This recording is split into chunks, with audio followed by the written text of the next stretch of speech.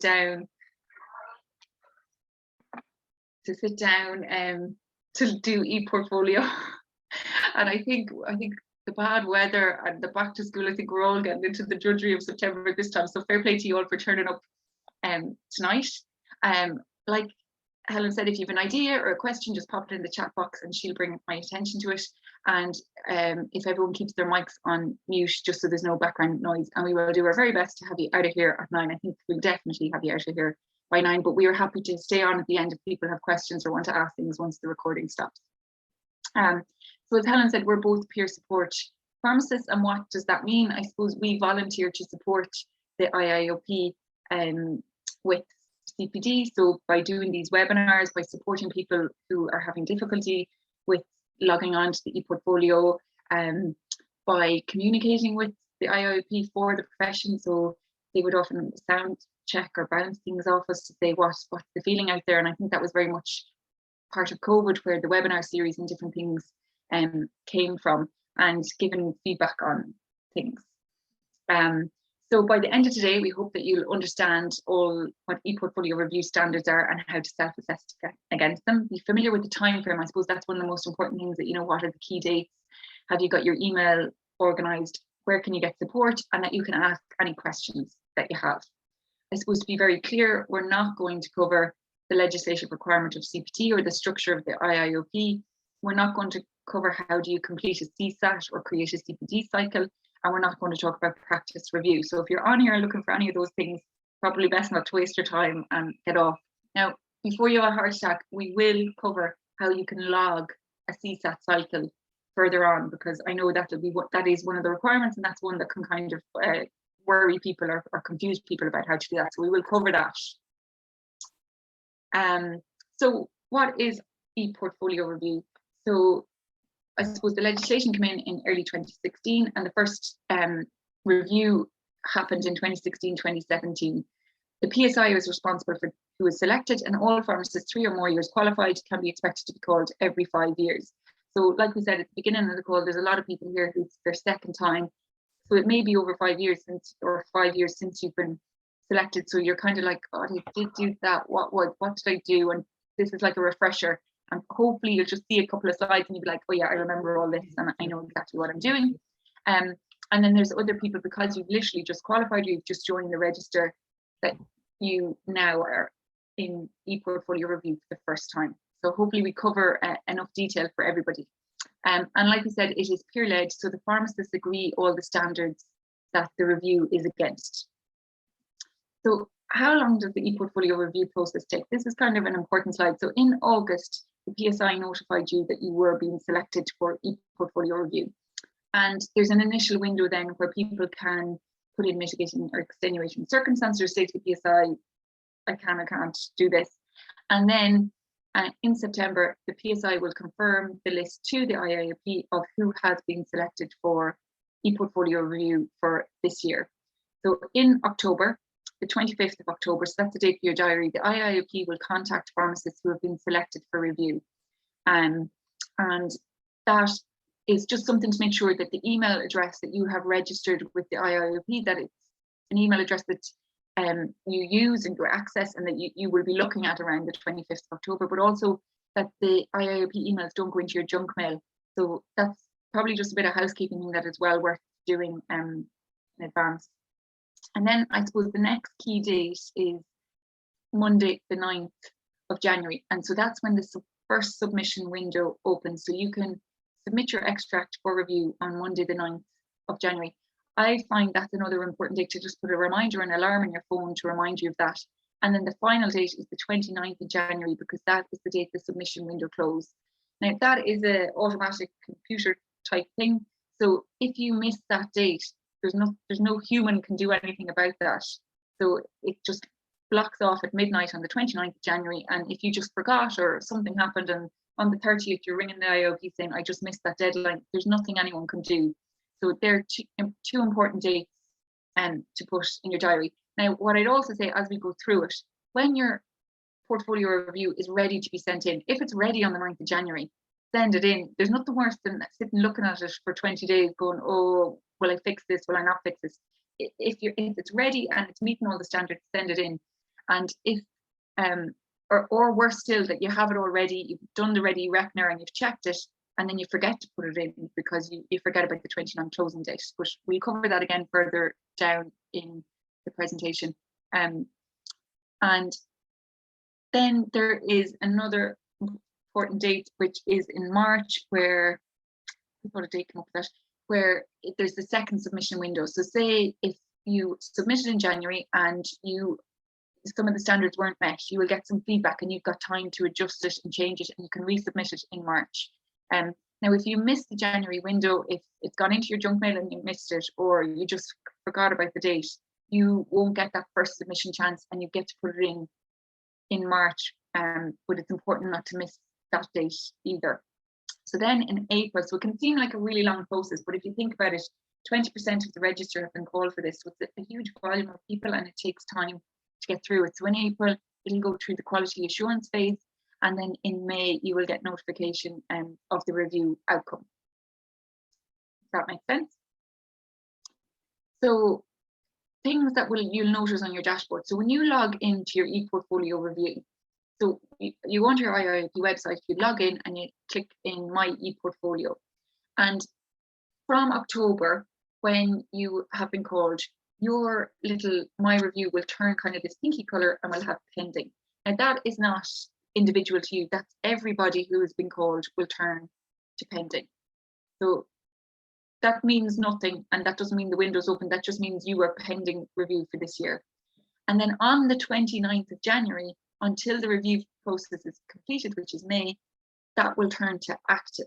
Now this can get confusing for people, because sometimes if you send yours in sometime in January, that pending won't change. Nothing will change with that because it's not unique to you. It's just everybody's will change to pending in October, and everybody who's been selected will change to active on the 29th of January. So you won't get feedback that way from that tab that you have submitted your review.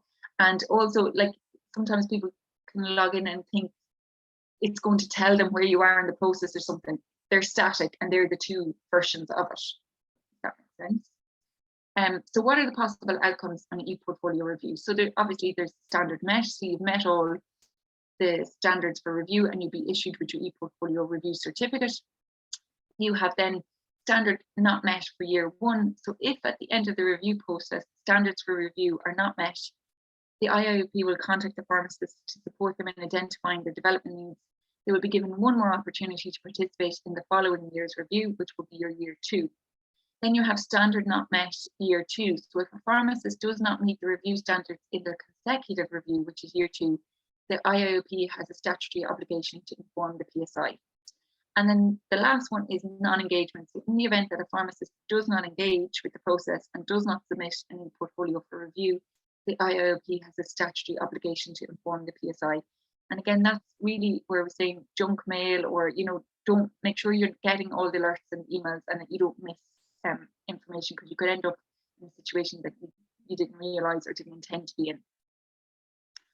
And as we talked about earlier, the results so far, you know, in year 6 have been phenomenal in terms of standard met. So you're looking up at 96% to 98% in some years have met standards. So hopefully after tonight you will have such a clear view on what to do and how to do it that you'll have no issue meeting those standards. So how does ePortfolio review work? So there's a system review, which is basically like an automated computer will look at the extracts that you submit, run them through the system review, and check all the criteria are met. And then there is another part, which is the review, where reviewers will actually look at the portion of the ePortfolio extract submitted. So they will look at all submitted ePortfolio extracts submitted in the first submission period that do not meet the system-based standards. So later on, I'll tell you how you can check if you've made the system-based standards. But if you don't meet them and you submit it, that will definitely be going to somebody to physically look at and review. But then also a random sample of ePortfolio extracts submitted in the first submission that do meet the system-based standards will also be reviewed. So you can't think, you know, oh, I can just write what I want and meet the standard, the system-based standards. But if you've written gobbledygook or stuff that doesn't make sense, that's not going to pass the review part, where this is where a human reviewer is going to look at it. And then all ePortfolios extracts submitted in the second submission period will be reviewed by a reviewer. So again, I suppose that goes back to the importance of those January dates. So from the 9th to 29th is the period in when you can submit it. If you miss those dates, then it's going to be going through the system review and the physical review by a reviewer. Helen, any questions so far? Is that all okay?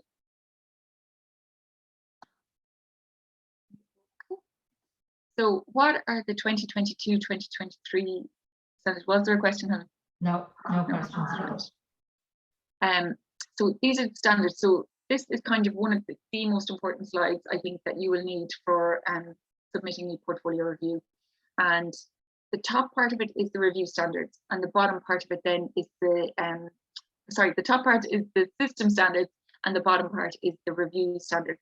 But basically, this is exactly what you need to do to get through ePortfolio review and meet the criteria this year. So it's a really important slide. So I'm going to break it down into sections so we can go through it bit by bit. So hopefully that will really explain it, and you can stop me if there's any questions. So looking at the system standards first, right? So this is the minimum standards that are met. So to meet it, CPC cycles that are created in the current year, so which is 2022 up until the end of the submission period. So that's the full year. So it could be cycles that you're doing in December, or you could do one tomorrow after this, and they would all be included in the 4 for the 2022 year. CPD cycles which you created in the previous years, so they are 2. So they are cycles from 2018 to 2021. So in total, if you look at that, you need to submit 6 cycles in total to meet the system's criteria. And I'll go through the other criteria, but they can be across the 6 cycles. So one cycle can give you 3 or 4 of these criteria. So the most important ones is that you've got 4 from the current year and 2 from the previous years. So it's probably best to go through your cycles, pick the 6 that meet the criteria the best for you, and pick those and submit those. Like, you may have loads of cycles, but it may be more, they may not be as relevant to the criteria as other cycles, or there may be repetition in cycles. So for example, then when we go through the other ones, you need 1 cycle from the current year, so 2022, that is from the PSI core competency framework. So then you need 2 cycles that have started at the self-appraisal stage. Now, some people really are reflective, and maybe all their cycles start self-appraisal phase, and some people might have very few that started in self, and it depends. I suppose, it depends on what was it something that happened at work that forced you to look at something, or were you reflecting on your practice and then as a result did something. Different ways you identified your learning needs. So in the self-appraisal stage is 2 different learning resource types that you used, 3 different practice impact types that you identified, 2 and different core competency framework domains that you addressed. So the impact on your practice stage 2. So over the 6 cycles, you need basically 1 against the core competency framework, 2 that started in self-appraisal stage, 2 that identify different learning needs for you, 3 different resource types. So you might have a lot of cycles that are the same resource type, but then you might, of the 6 that you choose to put in, will be ones that show 3 different resource types that you used. Now, I know it sounds like I'm talking around in riddles, so I'm going to break it down even further for you to make that a bit easier. So this is a screenshot of the actual, I'm going to go live onto the IIRP website just to show you where you find the resources. And this is an interactive guide that's really useful. So I'm going to stop sharing and share again. There we go. Okay, that's the right one. Can you all see that now? Yeah. Okay, I'm going to put this. Yeah, that's come up nice and clear. So this is my IIRP homepage. When I go to the homepage, I just click literally on the ePortfolio part, And then when I click on that, there's the ePortfolio bit, and then there's support resources. So when you click on the support resources, this is what you see. So updates for pharmacists, or any updates that will be there, an introduction to ePortfolio. I think there's a guide, there's a glossary of terms, there's a webinar that will help you how to create a CPD cycle. So if you've never actually used the CPD cycles or the CSAC, there's step-by-step guides in there for that. And then this is the one that I was talking about here. So these are the standards, right? So different people learn and work in different ways. So there's a PDF that you could print off, there's an interactive guide. So whatever you find easiest. So you have the PDF of the timeline that we looked at the first time. You have the PDF of the review standards and the PDF of the system standards. So they're important ones to have. But I'm just going to show you this interactive guide now, which is ePortfolio Review 2022-2023 standards. Click on that, and this is what comes up. And I think this is really helpful for when you're doing it.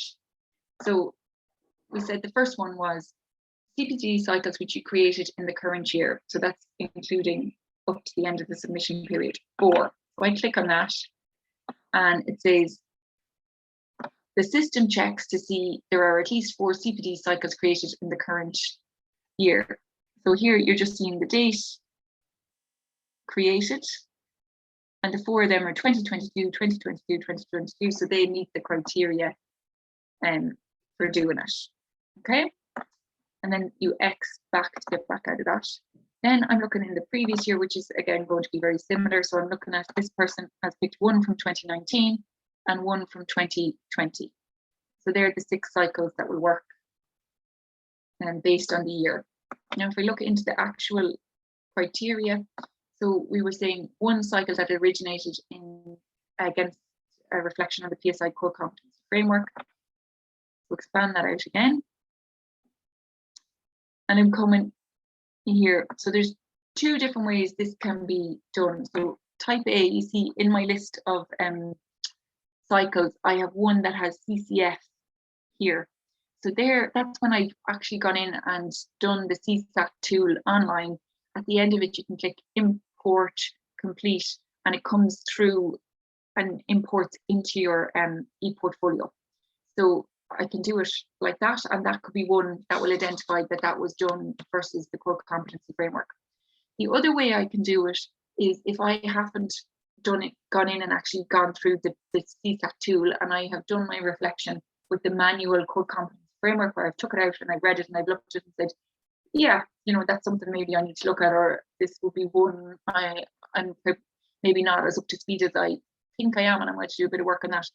I can actually just tick the box. See the bottom underneath there, there's a tick box saying comparing self-assessment against the core competency framework. So you're ticking the self-assessment option in the self-appraisal stage that indicates how you identify this learning or development need. Now, the important thing with both of these, and we'll cover this in the review stage, is when you're writing it, you need to put in the writing as well, that on reflection, using the core competency framework and the self-appraisal, I came up with this. So it's important that as well as ticking these or importing these, that you actually write it in the words that that's what you actually did as well. So you're doing it both, but we'll cover that again. There's a lot of repetition in this, so it'll go in. So then CPD cycles that started at self-appraisal stage, so we said 2. So if we go down here, this is, I don't know, you know, when you go in to do your cycles, here you have your self-appraisal stage where you write what you did. And so 2 of the cycles have to have started there. And like I said, some people have loads of cycles from self-appraisal, some people don't have as many, but you need 2 of the 6 that you submit. Different ways you identified your learning needs. Have I skipped one there? No. You need 2 of those. So here, what does this look like in practice? So under in the self-appraisal page where I'm doing the self-check, there's different things I could do, like I undertook a practice audit, I discussed with peers or other professionals, I managed an issue which arose during my work, I received feedback about my practice performance. So of this list of ways you could identify development needs, you need 2 different types across the 6. That makes sense?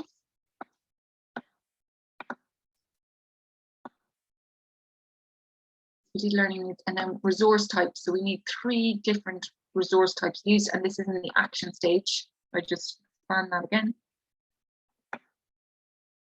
Okay, and so here is an example of the kind of resource types I could have used for my learning. I could have done live continuing education program, undertake higher education, print online continuing education program, attended a meeting, consultation with an expert, discussion with colleagues on the job learning. So I need 3 of that bottom list. What learning resources did you use?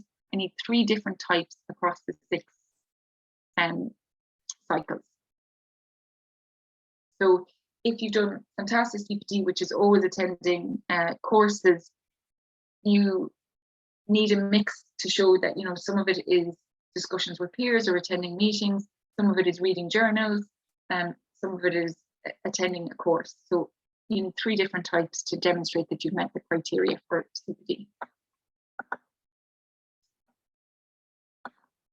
And then different practice impact types you identified. So this is the evaluate the impact on practice stage. So what does this look like in practice? So how did it improve, or how did it make you a better pharmacist? So it improved my performance, my role, it improved process. And in this example, what they picked is I shared information with colleagues. So we all became better as a result. So 2 different impacts on practice. And then the last one, a different core competency framework domains that you addressed too. So again, if I pull down on this, there's the different domains. So in this one, it's professional practice that they've picked, and they've said professional practice, practices legally is the one, but it could be personal skills or whatever, but that at least over the cycles that 2 different domains have been impacted. That makes sense. So that's a really handy interactive guide, and it's there on that homepage of the IAB website. And then the bottom part does the reviewer cycles, which we'll do in a minute. I'm going to go back to the presentation.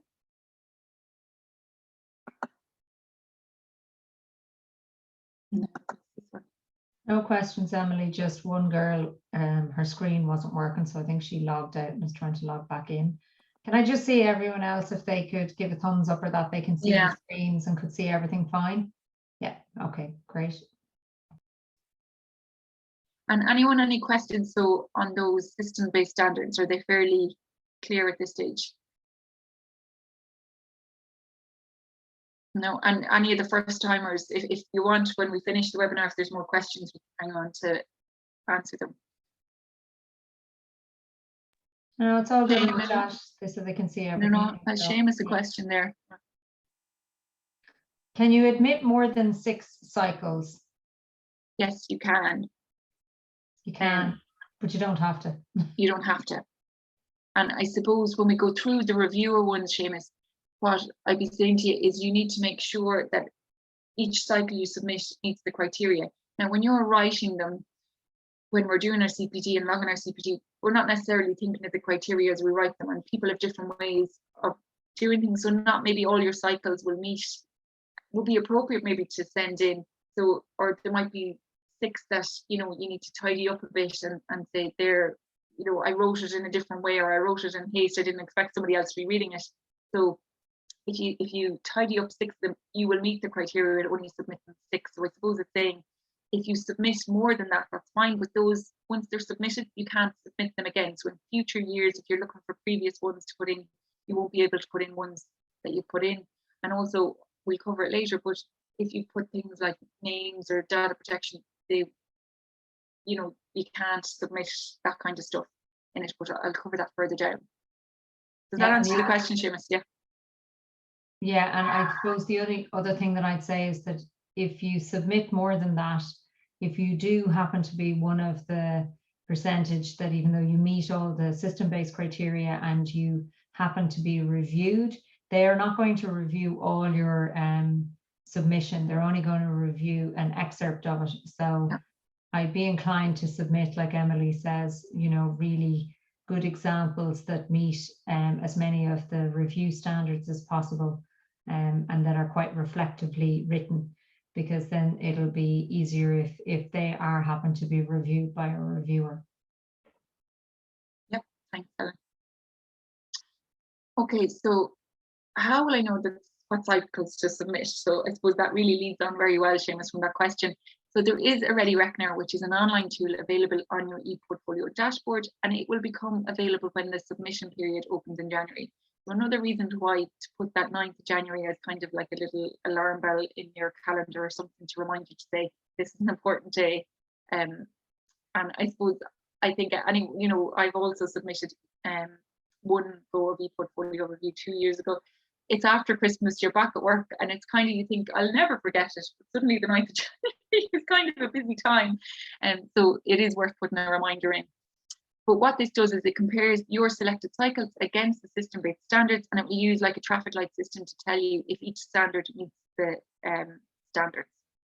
So this dashboard feature will come during the submission period. So you can see down the bottom we have the submit for review, and then over on the left hand side at the bottom you have your check readiness, and then there's a tick box on the left hand side of the screen, so I can tick that to check if I can check my readiness to pick different cycles. So again, I could have lots of different cycles, and I could choose a combination of them to find which are the combination that best meet the criteria. So a lot of them might be the same learning resource, so I just keep not meeting it with them, so I can play around with it and mess around for a while until I find 6 that are best meet the criteria for me.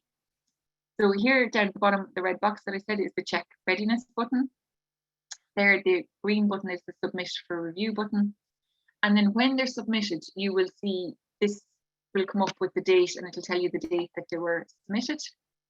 So if I'm using the check readiness button, I'm going to tick. So I'm picking these 1, 2, 3, 4, 5 cycles here that I've done, and I'm going to check the readiness. So I've done that, and it comes back, and I have this traffic light thing. So I can see CPD cycle submitted for the current year 4, and 4 are required, so I have a green light on that one. For the previous year, I submitted 1 and I need 2, so I have a red light on that one. CPD cycle started at the self-appraisal phase. I submitted 3 that were started at the self-appraisal phase, and only 2 were required, so I get a green light. Started at the core competency framework, I had 2 and only 1 was required, so green light again. And the domains identified in the submitted extract, 4 were submitted and only 2 was required, so again I've got a green light. And then I look at learning needs identified in the self-appraisal phase. I submitted 2 and I needed 2, so again another green light. So learning resource types needed at the action stage, I submitted 2, but I needed 3. And then practice impact identified, I submitted 3 and I needed 2, so again green light. So when I check this readiness, I'm not on track. So if I had actually submitted this, I wouldn't meet the system-based standards at this point. So if you think about it, what's missing, I need 1 more cycle from the previous 4 years, and ideally I need 1 more cycle that is from a different learning resource type than the other 2 I've submitted. So if I can find that, then I just need to submit 1 more cycle to meet the system-based standards. So that would be my 6th cycle that I'd be submitting, and it will be a previous 4-year one, and it will be a new learning resource compared to the ones I've already submitted.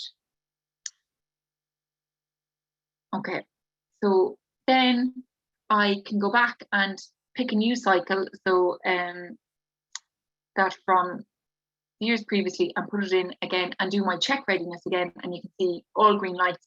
So I now know I've met system-based standards. So if I was to submit this at the window, it will meet the system-based standards, and it won't be pulled through for review. Now, like we said, if I had done the first one and I put that through by accident, if I had hit the submit button instead of the check readiness, I can still go back and within the window submit another cycle, and it would meet the system-based standards. So the fact that I've only submitted 5, if I'm within the window, I can do that. If though that was say 5, at the absolute last minute to midnight on the 29th, and I haven't got time to do it, I will then get feedback that I can change it for the second submission window. and put it through, if that makes sense. Okay, so what if I forget to use the check readiness function and I actually submitted for review? What I've just told you, sorry, going around in circles. So when I've submitted it, I will see this on my Ready Reckoner. Action required on this current year one, none, and I have this alarm bell. So that's bringing my attention to I need to do something about this. So I can still then submit another cycle at that point to meet the criteria. So I realize, and when I hover over the action point, this text box will pop up and tell me exactly, in order to admit the standard, please submit 2 CPD cycles created in the previous 4 years. And I have submitted 1, so I need to do another one. And again, I hover over this and I see I need to demonstrate 3 different learning resources, and I've only identified 2. So now I can go back into my completed cycles. So in my completed cycles, you see there's no ability to tick the ones I've already submitted. So once I've submitted something, I can never resubmit it again. So if this is your second time round, if you've submitted ones the first time round, you won't be able to resubmit those this time. That's again coming back to Seamus's point. That's probably why it's best to only send through what's needed to meet the criteria, rather than putting, lots of cycles through, and then you have less available for when you need previous years in the future. And then see over here on the right hand side, I see the tick, tick, tick where it's been submitted. So I know those ones have been submitted, but I can still pick my prostate cancer one, which is a previous cycle with a different learning need. And instead of going straight to submit for readiness like I did with those last ones, I can go back and still do check readiness with that one. And when I do that, I still get all my green lights to say, yeah, by adding that extra cycle, you're meeting all the system-based criteria. And then I can submit it. And now when I submit it, I can see no action required in my progress.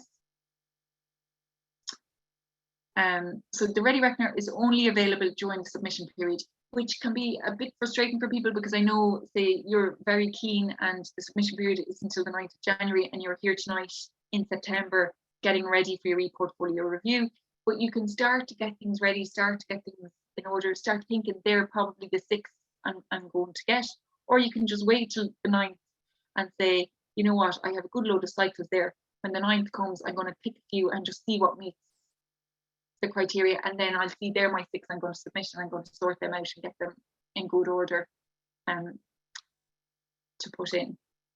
Okay. And then yes, some people can't remember where to find the Ready Reckoner, so it only appears from the 9th of January, and it's in the completed cycle section of your ePortfolio. So if your cycles are open, and often maybe we have them open because we're editing and we're putting things back in and out of them, you won't see the Ready Reckoner. It's when you've completed the cycle that you will see the check readiness button. Okay, frequently asked questions. I'm going to go through these because I think they will help some of the questions you might have. How do I know my cycles have been submitted? So there are 4 ways that you know your cycles have been submitted. 1, you'll see cycle is submitted for review. 2, you'll get an email notification from the portal to say that acknowledge receipt of cycles. 3, we saw this already, there's a tick box down the side of your completed cycle. So see up here in the top, that's important to see. You've got your open cycles tab, your completed cycles tab, abandoned cycles. In your completed cycles tab, that's where you'll see the check readiness, but that's also where you'll see the submitted tick. And then in this action page in the Ready Reckoner that you'll see as well. So there's 4 different ways to see that it's done. How can I meet the core competency framework standards? So we covered this a little bit at the beginning, but you can do option 1, which is selecting the completing self-assessment against the core competency framework checkbox, and ensure that you have described how you have identified this learning or development need in the text box provided for the self-appraisal stage. That's really important. So you, as well as ticking the box to say you've done self-assessment against the core competency framework, you need to write down that on, against the core competency framework, I reflected. So here's a really good example. So see down the bottom, I'm ticking the box, completing the self-assessment against the core competency framework. And then in the text that I'm writing, I'm saying, as part of my CPD, I reviewed the core competency framework performances to identify competencies which were applicable to my current role and I wanted to develop. the Falsified Medicines Directive was recently introduced, and I need to understand this in my current role. This really relates to the core competency framework domain, supply of medicines, manages the medicine supply chain. I decided to do some learning on this topic. So it's important that the two of those link and you describe it as well as text. And then you will meet that criteria. And then the second option is completing a CSAT and importing 5 cycles to your open cycles. So if anybody has done this before, they populate into your ePortfolio review when you do, and you don't necessarily have to do all these cycles just because they imported. If they're relevant to you and you think there's something to reflect on, you can do it. And then they have that like in a bubble CCF in there. So they're in the open cycles, and then when they go into the completed cycles, they're like what we saw later with CCF in the stage. So how do I check when I created a cycle? So when you're looking at the cycle at the end, the create date is there. How do I check when I create a cycle? That's the other way you can do it, is in your completed cycles. So your open cycles, your open cycles, it's there in the end. In your completed cycles, it's here in the middle.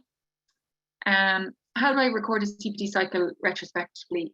So if you've done CPD in the past, but you haven't actually recorded in the system, or you were using a different way of recording it, like a notebook or something, you can go in and then you just, when you're creating the cycle, you put the cycle date when it was created in there. So maybe you attended a conference or you did CPR training or something, and you just never got around to actually logging it in the system. That's a way of doing it. Okay, that's everything on the system-based standards. So I might just take a little break there for a minute to see if there are any questions on the system-based standards before I go on. Yeah, you can pop them into the chat, or if you want to turn your mic off and ask the question, you might find that a bit faster. There's nothing in the chat, Emily. We'll give it a minute if anyone wants to type in anything or ask if they don't want to be on the recording. No, there's nothing coming in, Emily. I'd say you can rock on.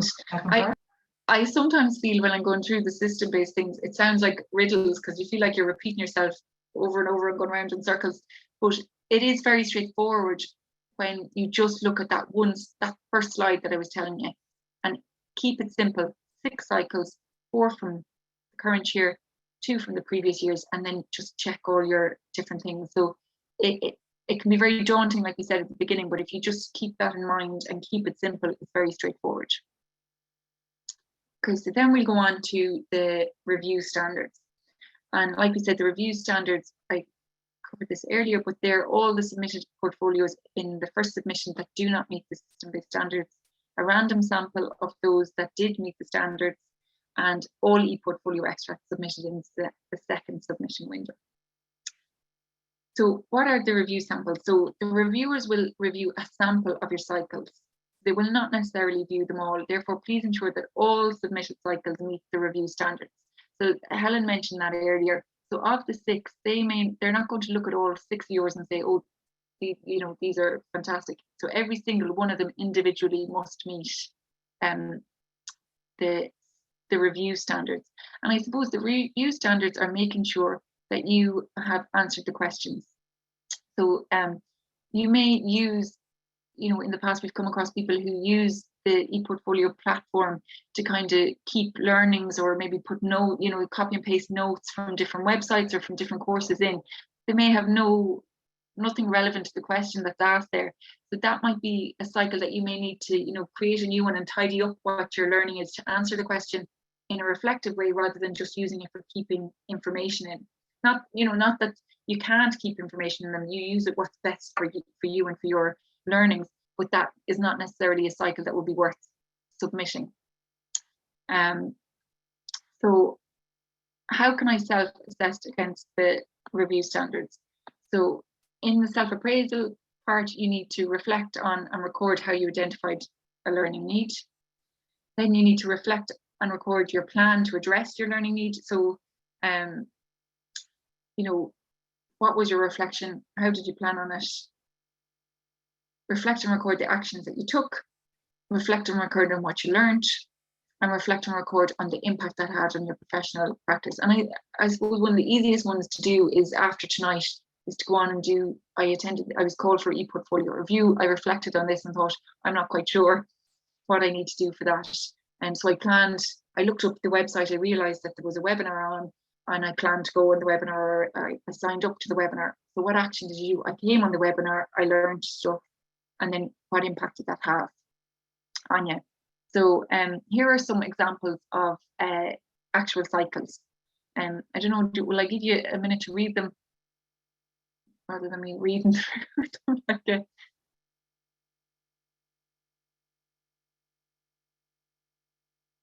and I suppose the ones we're going to show you are different examples. Somebody who likes to bullet point things, which is totally fine. And other people who like to, you know, write more in a paragraph style.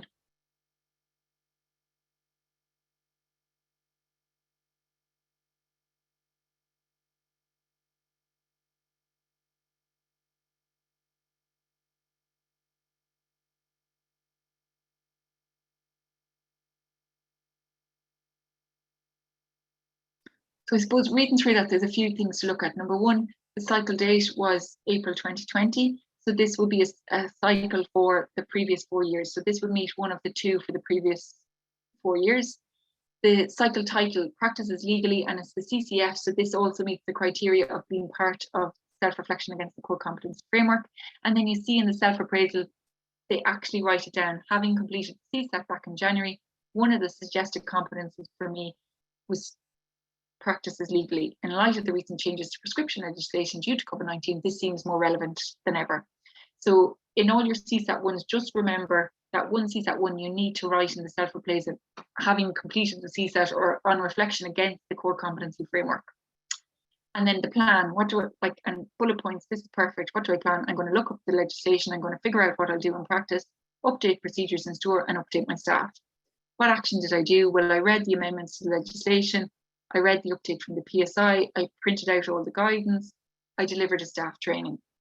And then what did you learn? Well, I learned that electronic prescriptions via healthmail are now legal, etc., etc. And what impact did that have on my practice? Well, I'm able to provide patients and local prescribers with current and up-to-date information. I have also been able to update process in store, train all my team, and I would like to know more about healthmail. As the first step, I'm going to get in touch with somebody who's used it before to discuss it. So each question is answered, if you know what I mean. Is that okay? Okay. And then to show you, I suppose, another example of maybe a non-clinical one or something that, if you know, it's important that your CPD is relevant to your role, and all of us as pharmacists practice across such a wide variety of roles that what's relevant to me might not be relevant to somebody else. So it's important that your CPD reflects what's important to you.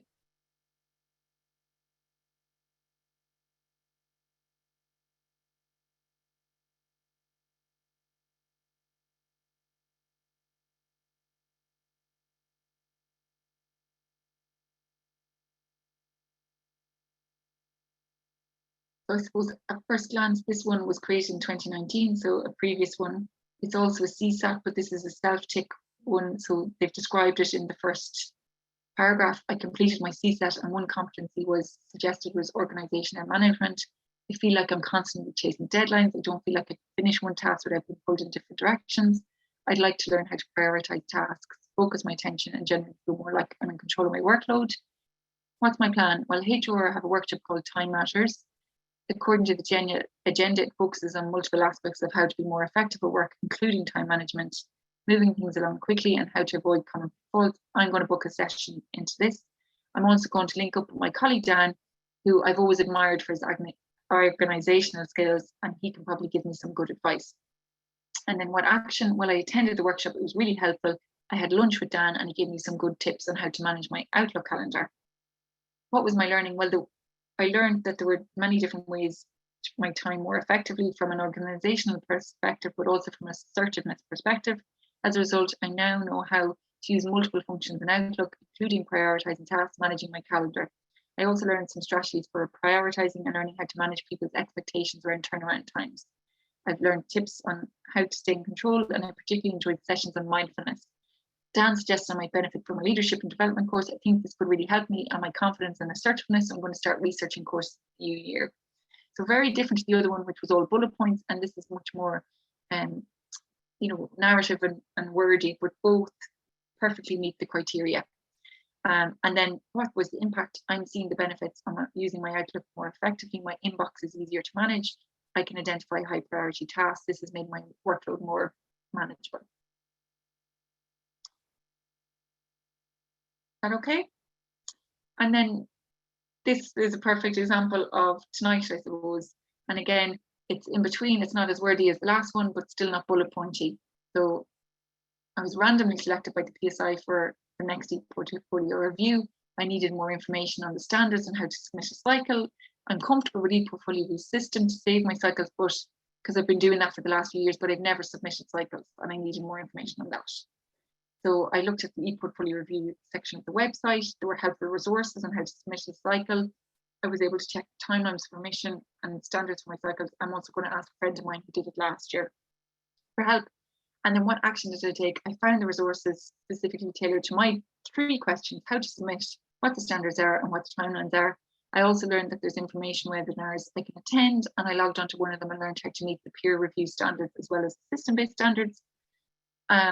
Documentary learning, I have learned that I will need to submit my cycles in January and what standards and cycles will need to meet. The webinar was delivered by a peer support pharmacist, highlighting the importance of reflection, especially around what it is I need to learn and how that will impact my practice. And then impact on practice. Well, I feel confident that I'm able to submit my cycles and meet the standards. That's made me think about how my CPD impacts my patients, my colleagues, and myself. Hopefully all of you will be able to write that at the end of tonight.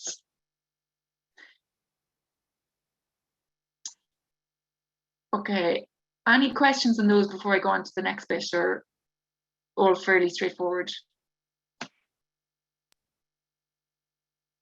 Yeah? Yeah, nothing in the chats. I think we're good to go. Great.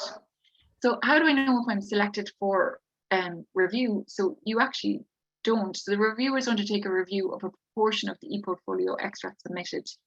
We've covered this before. So anyone who hasn't met the system-based standards, a random sample of those who have met the system-based standards, and anyone who missed the submission period. But you will only receive feedback if your extract does not meet the ePortfolio review standards. So otherwise, if everything's going good and everything's going fine, you'll hear nothing. So as they always say, no news is good news. And at the end in May, when you get your standard, you still won't know if yours was actually picked to be reviewed or not. So as Helen said, it's important that each individual one of your cycles meet the review criteria as well as the system-based criteria, because you won't know if it will or won't be picked. A note on data protection, I mentioned this a little bit earlier, but when you go to submit your cycles, this will come up and it'll say, by submitting these cycles for review, you confirm that they do not contain any patient or colleague specific information as per data protection legislation and GDPR. Any submitted cycles found to contain either patient or colleague sensitive information will not be reviewed and may result in an outcome of standard not met. So if you submit 6 and you haven't checked them and you've patient information or GP's name or colleagues' names in there, and that automatically is not reviewed and doesn't meet the criteria. So if you've only put in the 6 and one of them doesn't meet the fails on GDPR, you won't meet the standards. Your sound is just cut out, Emily. Oh, is it? But so be careful, when you're going through which ones to put in, make sure you really look at them sensitively and make sure there's no colleague information, no GPs, prescribers, patient information, names of people maybe you work with, other pharmacists, anything like that. Just make sure. I'd say just cover that. Is it gone again? Yeah, your internet connection's not very stable, so maybe do you want to turn off? Wait, I'll put my mic. I'll put my camera off. Yeah, stop video. Is that better? Yeah, that's better. Yeah. So yeah, just I've said this now 3 times, but just make sure there's no nobody can be identified. Patients, colleagues. Nobody can be identified. So patients, colleagues. Can you hear me, Helen? No, not really. Here, I'll tell you what, I'll cover this slide. Thank you.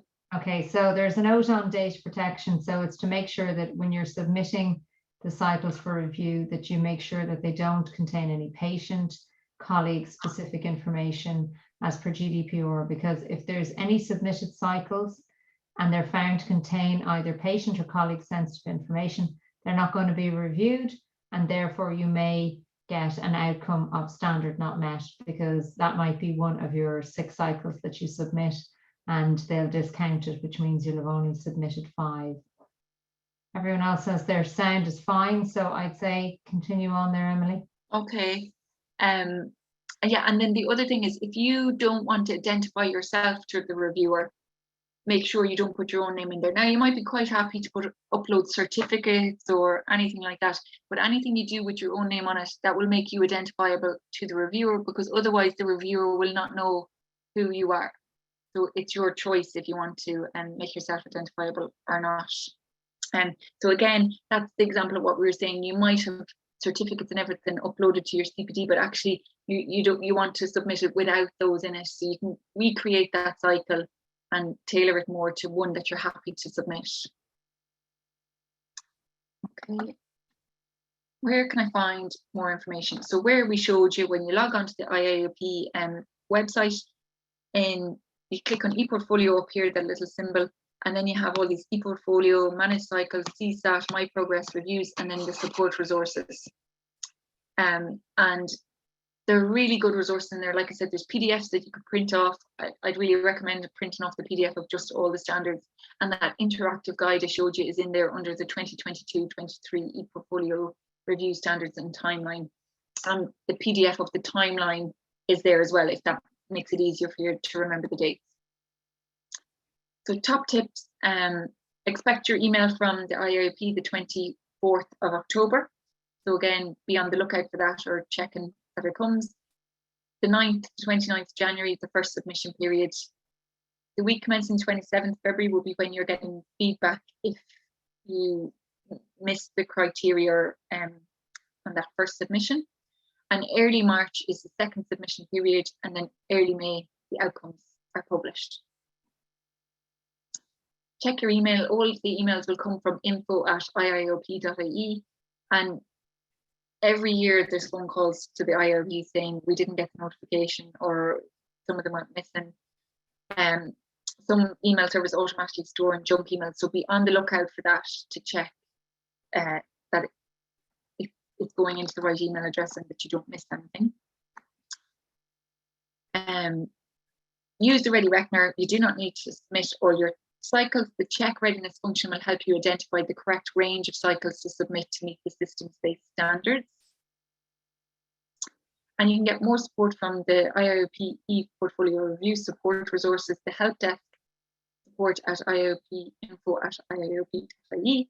And like at this stage now, as we said, most people over 3 years qualified in the register have gone through it once. So at this stage, I think we all are working with somebody or have friends or colleagues that we can ask who've already been through it. So just talk to friends and others. And if it's your first time particularly, there's definitely somebody near you that's been through it. So just reach out and everybody's happy to help. So that's it. Any questions? I can't believe, I think it's the first time ever I got through one of these with no questions.